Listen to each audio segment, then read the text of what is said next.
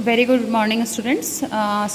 Today for class 9th in the chapter triangle, we are going to start the criteria of congruence of triangles. आज हम आपने देखा होगा last day हमने discuss किया था कि कॉन्ग्रुएंस क्या होती है, तो एक बार हम थोड़ा सा रिकॉल कर लेते हैं. Congruence of triangles. कॉन्ग्रुएंस का बेसिक मीनिंग मैंने आप लोगों को समझाया था. इसका मतलब होता है same size and same shape, यानी कि आपकी जो भी दो शेप्स हैं उनकी साइज़ और जो शेप है वो दोनों की दोनों बिल्कुल एग्जैक्टली सेम होनी चाहिए और इक्वल होनी चाहिए. इसका मतलब क्या होता है कि वो जो दोनों की दोनों शेप्स होंगी वो एक दूसरे को क्या कर देंगी, अगर हम एक को एक के ऊपर रखेंगे तो उसको सुपर इम्पोज कर देंगे, ओवरलैप कर देंगे. अब जैसे एक मैं डायग्राम आपको बना के देती हूँ. सपोज़ ये स्क्वायर आपको दिखाई दे रहा है, छोटा स्क्वायर है और ये आपके पास बड़ा स्क्वायर है. इन दोनों पे मैं ध्यान दूंगी तो दोनों की शेप जो है वो बिल्कुल सेम है, दोनों स्क्वायर हैं, बट इनका जो साइज़ है वो नॉट सेम. दोनों का साइज़ जो है वो सेम नहीं है. ये छोटा है और ये बड़ा है, साइज़ में डिफरेंस आ गया है. तो इसका मतलब क्या ये दोनों कॉन्ग्रुएंट हैं? नहीं, ये कॉन्ग्रुएंट नहीं है. ठीक है. अब क्योंकि हम ट्रायंगल की बात करें तो हम ट्रायंगल्स में जाएंगे. तो अभी आप देख रहे हैं, सपोज़ करो ये आपके पास एक स्केल इन ट्रायंगल है जिसकी साइज़ ये 2 सेंटीमीटर, 3 सेंटीमीटर और ये 5 सेंटीमीटर है. एक ट्रायंगल आपको दिखाई दे रहा है और बिल्कुल सेम आपके पास दूसरा ट्रायंगल आपको दिखाई देने लगा है यहाँ पे, और जो इसकी साइड है वो है 4 सेंटीमीटर. सपोज़ करना है हमको ये 5 सेंटीमीटर और ये 6 सेंटीमीटर. तो क्या ये दोनों कॉन्ग्रुएंट हैं बच्चों? बिल्कुल नहीं, ये कॉन्ग्रुएंट नहीं है, क्योंकि जो उन दोनों का शेप है वो दोनों के दोनों का ट्रायंगल है, यानी कि सेम है. ये भी ट्रायंगल, ये भी ट्रायंगल, सेम शेप, बट इनका जो साइज़ है वो सेम नहीं है. वो हमको साफ साफ दिखाई दे रहा है कि इनके मेज़रमेंट्स में डिफरेंस है. इसका मतलब ये दोनों के दोनों कॉन्ग्रुएंट नहीं है. ठीक है. और अगर मैं अनदर एग्जांपल लेके चलती हूँ, एक मैंने ट्रायंगल बना दिया है यहाँ पे. ये 1 सेंटीमीटर है, सपोज़ कर लीजिए ये 2 सेंटीमीटर है, ये भी 2 सेंटीमीटर है, और इसके सामने एक दूसरा ट्रायंगल रखा हुआ है, ये भी 1 सेंटीमीटर है, ये 2 सेंटीमीटर और ये 2 सेंटीमीटर. तो क्या ये दोनों कॉन्ग्रुएंट हैं बच्चों? आप लोग देखकर बताइए. बिल्कुल, क्योंकि ये भी ट्रायंगल, ये भी ट्रायंगल, यानी कि जो इनकी शेप है वो बिल्कुल सेम है. पर अगर हम इनके साइज़ की बात करेंगे तो साइज़ को ध्यान से देखेंगे. इसमें एक साइज़ 1 सेंटीमीटर है तो इधर भी 1 है, दूसरी वाली 2 है तो इधर भी 2 है. This one is 2 and this one is also 2. That means both triangles have same measurement, equal measurements. तो जहाँ पर हमारे पास साइज़ और शेप दोनों सेम आ जाएंगे तो yes, both are congruent triangles. अगर हम देखेंगे तो जो कॉन्ग्रुएंट ट्रायंगल्स होते हैं, अगर मैं एक ट्रायंगल को दूसरे ट्रायंगल के ऊपर रख देती हूँ तो ये एक दूसरे को पूरी तरह से कवर कर देंगे. तो ये होती है कॉन्ग्रुएंसी की बेसिक डेफिनेशन, कि हम दोनों शेप्स को एक के ऊपर एक अगर रख दें तो दोनों एक दूसरे को कवर कर दें.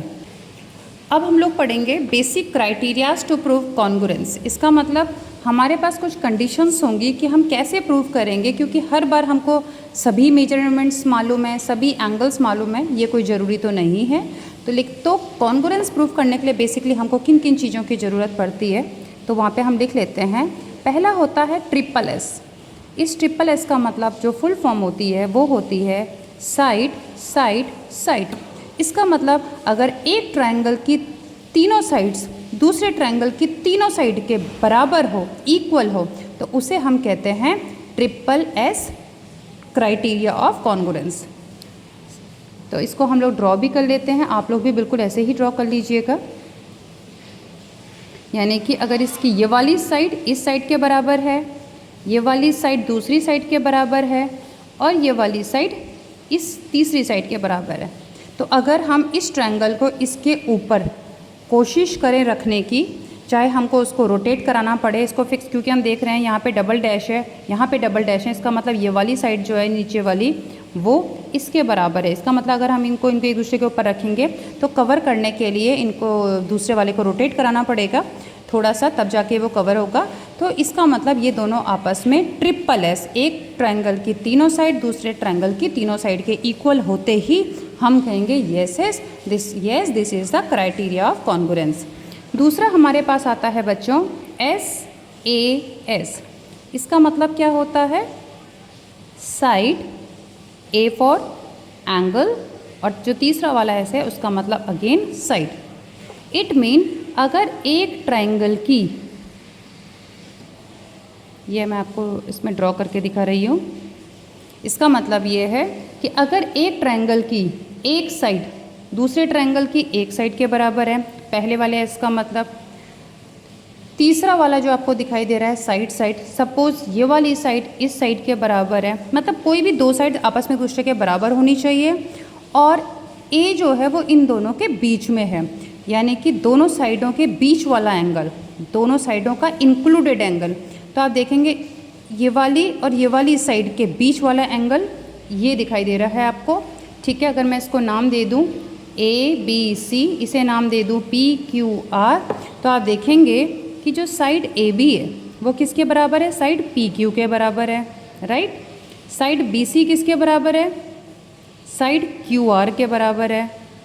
तो AB और BC के बीच का एंगल SAS का मतलब है बेटा दोनों साइड्स के बीच का एंगल, यानी कि एंगल B किसके इक्वल होना चाहिए? एंगल Q के, और वो आपको दिया हुआ है, आपको दिखाई दे रहा है। तो जैसे आपको इस टाइप से दिखाई देगा कि दो साइड और उनके बीच का एंगल, तो आप कहेंगे yes both triangles are congruent, और उसका रीज़न क्या लिखेंगे? कौन सा क्राइटेरिया? SAS। समझ आ गया बेटा आप सभी को? अब हम चलेंगे इसके थर्ड क्राइटेरिया में। थर्ड क्राइटेरिया में आता है AAS। इसका मतलब क्या होता होगा आप खुद ही देख लीजिए। AA मतलब एंगल साइड, बिल्कुल सेकंड वाले का जस्ट अपोजिट। इसका मतलब एक ट्रायंगल के दो एंगल और साइड। जैसे हमने एक ट्रायंगल बना दिया यहाँ पर, सपोज इसका नाम है ABC, और ये दूसरा ट्रायंगल है यहाँ पे, इसका नाम है सपोज PQR। तो क्या दिखाई दे रहा है? AA। सपोज एंगल A जो है वो एंगल P के बराबर है, ठीक है। Angle A equals to angle P, angle C is equals to angle R। इसको हम इस तरह से डिफरेंट दिखाने के लिए ऐसे कर लेते हैं। तो जो एंगल C है वो किसके बराबर है? एंगल R के बराबर है। तो ये वाली साइड कौन सी इक्वल होनी चाहिए? अब क्योंकि जो S लिखा हुआ है वो दोनों A से किनारे लिखा है, इन दोनों के बीच में नहीं लिखा है। अगर इन दोनों के बीच में होता तो इन दोनों एंगल के बीच वाली साइड में AC लेती, लेकिन यहाँ पे जो S लिखा है वो बिल्कुल साइड में लिखा हुआ है, किनारे लिखा हुआ है। इसका मतलब इन दोनों एंगल्स जो दूसरे वाले ट्रायंगल के करस्पॉन्डिंग एंगल्स के बराबर है, उनके इंक्लूडेड साइड ना होते हुए या तो वो ये वाली साइड होगी, यानी कि AB इक्वल्स टू PQ होना चाहिए, या फिर BC is equals to QR के होना चाहिए। तो सपोज यहाँ पर जो आपको गिवन है वो BC इक्वल्स टू QR है, ठीक है। तो ये देखिए ये वाली कौन सी कंडीशन हो गई? AAS। तो इसका मतलब ये दोनों ट्रायंगल कॉन्ग्रुएंट है। एक बात का बहुत ध्यान रखिएगा बेटा, जो S है वो दोनों एंगल के बीच में नहीं होना चाहिए। जैसे यहाँ पे था, जो एंगल है वो दोनों साइड के बीच वाला होना चाहिए। तो जैसे ये और ये साइड इक्वल है इसके, तो इन दोनों के बीच में ये एंगल ही होना चाहिए और कोई एंगल नहीं होना चाहिए। बिल्कुल इसके अपोजिट दो एंगल, जैसे A P के बराबर है, C R के बराबर है, तो जो साइड है वो इनके बीच की, दोनों एंगल्स के बीच की ये वाली साइड नहीं होनी चाहिए। कोई साइड में जो किनारे है उसमें से कोई भी साइड इक्वल हो जाए, चाहे AB PQ के बराबर हो, चाहे BC QR के बराबर है। तो ये है हमारा थर्ड क्राइटेरिया AAS। अब हम चलते हैं फोर्थ वन के पास। फोर्थ क्राइटेरिया ऑफ कॉन्ग्रुएंस कहता है ASA। नाम से ही पता चल रहा है कि angle side angle, angle side angle. इसका मतलब है बच्चों कि अगर एक ट्रायंगल का, कोई भी एक ट्रायंगल ले लीजिए आप, इसका नाम सपोज मैंने दे दिया है MNP, ठीक है, और एक दूसरा ट्रायंगल ले लिया है, ये आपको क्वेश्चन में गिवन होते हैं बेटा, AHR। ये दो ट्रायंगल आपको दिए हुए हैं, और अगर आपको इनको कॉन्ग्रुएंट प्रूफ करना है तो क्वेश्चन में कोई ना कोई कंडीशन दिया होगा, कोई किसी चीज़ के इक्वल दिया होगा। तो ध्यान रखिएगा ये कॉन्ग्रुएंट कब होंगे? यहाँ पे देखिए दोनों एंगल के बीच की साइड होनी चाहिए। क्या होनी चाहिए?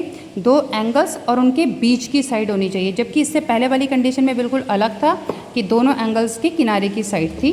तो हम बोलेंगे अगर आपको दिया हुआ है एंगल M जो है, इसमें डबल लाइन खींच देती हूँ, सपोज M जो है वो H के बराबर है, angle M equals to angle H।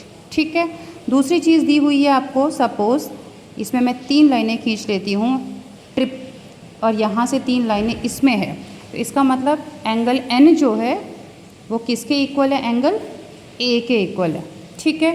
तो दो एंगल, इन दो एंगल्स के करस्पॉन्डिंग इक्वल हो चुके हैं। अब आपको जो तीसरी साइड होनी चाहिए वो कौन सी होनी चाहिए? तो नाम से क्राइटेरिया से पता चल रहा है दोनों एंगल्स के बीच वाली साइड। तो इन दोनों एंगल्स के बीच वाली साइड कौन सी हुई? MN हुई। और यहाँ से इन दोनों के बीच वाली साइड कौन सी हुई? AH हुई। इसका मतलब जो MN साइड है वो AH साइड के बराबर होनी चाहिए, तभी हम इसको कौन सा क्राइटेरिया बोलेंगे? ASA। ध्यान रखना बच्चों, इस वाले में और इस वाले में किस बात का फ़र्क है? इन दोनों एंगल्स के किनारे वाली साइड लेनी है, इन दोनों एंगल्स के बीच वाली ना लेते हुए किनारे साइड ली गई, तभी इसे AAS नाम दिया गया है। लेकिन इस वाले में इन दोनों एंगल्स के बीच वाली साइड यानी कि MN AH के बराबर ली गई है, तभी इसका नाम ASA है। अब लास्ट हमारे पास क्राइटेरिया होता है, उसे हम लोग कहते हैं RHS, जिसमें R का मतलब होता है राइट, राइट मतलब 90 डिग्री, H का मतलब होता है हाइपोटेनियस और S का मतलब होता है साइड। तो हमेशा ध्यान रखना, जैसे ही 90 डिग्री वाली कंडीशंस आएंगी, यानी कि किसी भी ट्रायंगल में 90 डिग्री हो, यानी कि राइट एंगल ट्रायंगल्स की जब भी बात आएगी तो हमारा ध्यान सबसे पहले RHS प्रॉपर्टी की तरफ ही जाना चाहिए। दैट मीन्स कि अगर दो ट्रायंगल्स आपको इस तरह से दिए गए हैं तो आपको R मतलब राइट यानी कि 90 डिग्री, तो आप बोलोगे एंगल B किसके बराबर है? किसके इक्वल है? एंगल Q के बराबर है। दोनों के दोनों 90 डिग्री हैं, सबको दिखाई दे रहा है। फिर H का मतलब होता है हाइपोटेनियस, यानी कि AC किसके बराबर होनी चाहिए? PQ के बराबर होनी चाहिए। ठीक है। तो आप लिखेंगे AC is equals to PQ नहीं PR, इसका हाइपोटेनियस है AC और इसका हाइपोटेनियस क्या है? PR। अब ये दोनों के दोनों क्या होने चाहिए? इक्वल होने चाहिए, जो कि हमें दिखाई भी दे रहे हैं। तीसरा है साइड, राइट हाइपोटेनियस साइड मतलब अब बची हुई साइड ये वाली है और ये वाली है, यानी कि AB जो है वो PQ के इक्वल हो सकती है और BC QR। सपोज आपको गिवन है BC QR के इक्वल है, तो इसे मैं कहूँगी RHS, यानी कि RHS criteria of proving congruence. तो इस तरह से आपने देखा बच्चों, हमने 5 कॉन्ग्रुएंस क्राइटेरिया पढ़ लिए हैं। इन पांचों में से एक कोई भी कंडीशन अगर आप अपने डायग्राम में प्रूव कर लेते हैं, दैट मीन्स दोनों ट्रायंगल कॉन्ग्रुएंट हो चुके हैं। पहला है SSS, दूसरा है SAS, तीसरा है AAS, चौथा है ASA और पांचवा लास्ट है RHS। आपको इन पांचों कंडीशंस को अपनी कॉपीज़ में अच्छे से लिखना है, समझना है, तभी हम इसके आगे की एक्सरसाइज कर पाएंगे। Thank you so much.